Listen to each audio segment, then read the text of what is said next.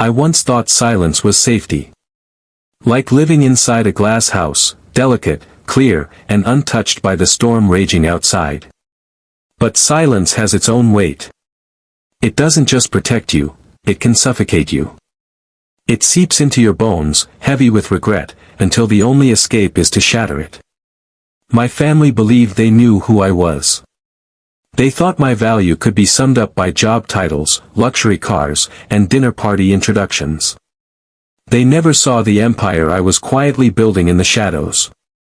And when I finally decided to speak, I didn't just break their image of me, I built something far greater in its place. 3 nights ago, I sat at my mother's pristine dining table.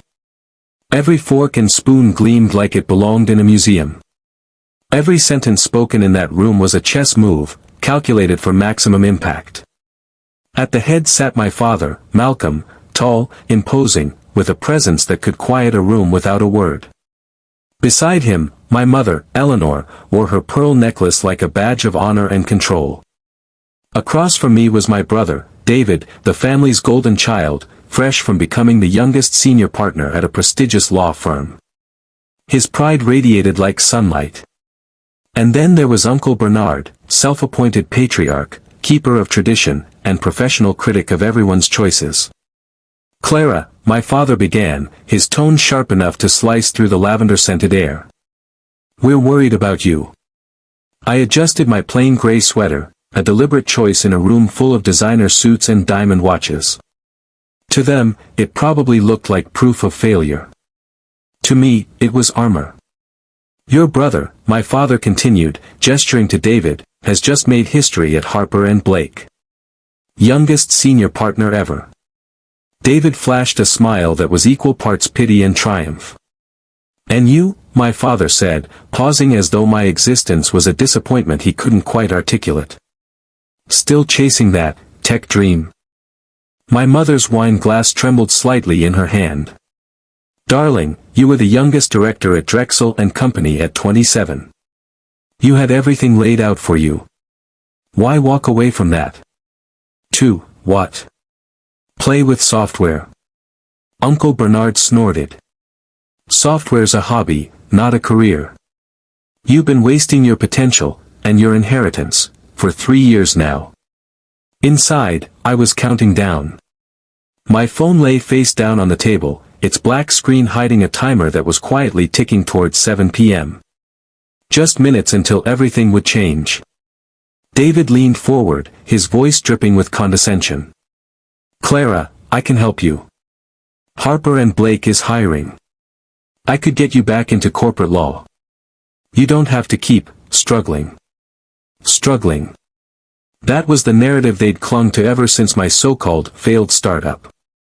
What they didn't know was that I had rebuilt, pivoted into something bigger than they could imagine. For months, they'd sent job postings, whispered about my downfall, and even mailed me self-help books. I glanced at my phone. 7:03 p.m. The moment had arrived. "Do you want to know what I've been working on?" I asked. Eleanor's eyes lit up with relief. "Please." I gave a small, knowing smile. "I think Forbes can explain it better."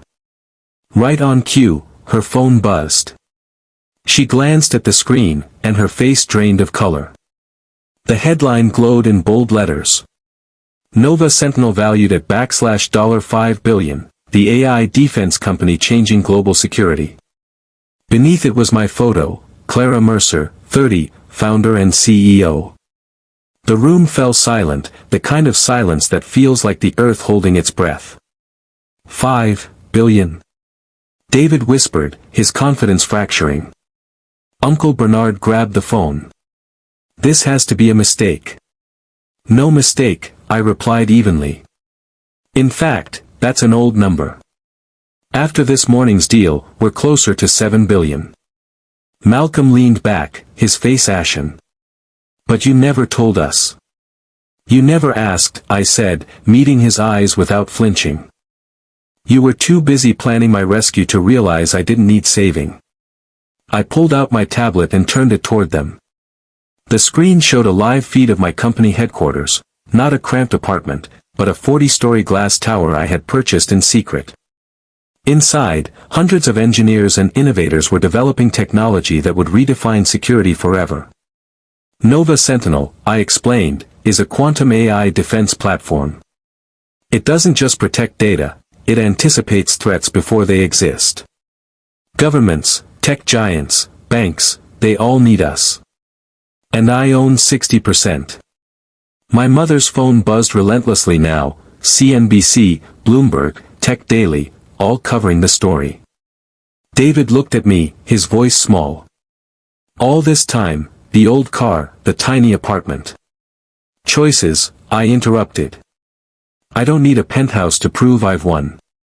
I don't need a logo on a handbag to validate my worth. Success isn't about appearance. It's about legacy. And mine will outlive all of us. Uncle Bernard muttered, "You've got backing from Titan Ventures. Oracle, even the Pentagon." I nodded. We kept it quiet. Security reasons. Why keep it from us? My father asked, his voice softer now. Because success doesn't beg for validation, I said.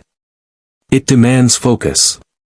And while you measured my life against David's bonuses, I was building something that will change the world. I stood, smoothing my sweater. Dinner was lovely. But I have an interview to get to. I left them in that silence, one part shock, one part realization. Outside, my driver opened the car door. A message from my COO lit up my phone. Stock up 35% in pre-market. CNN interview confirmed. As we pulled away, the city skyline stretched before me, a constellation of glass and steel. Each light a reminder of the nights I'd worked alone, believing in something no one else could see. That evening, on live television, I told the world about Nova Sentinel. About the years I spent coding at a kitchen table, scraping together funds, and ignoring the noise of doubt and pity.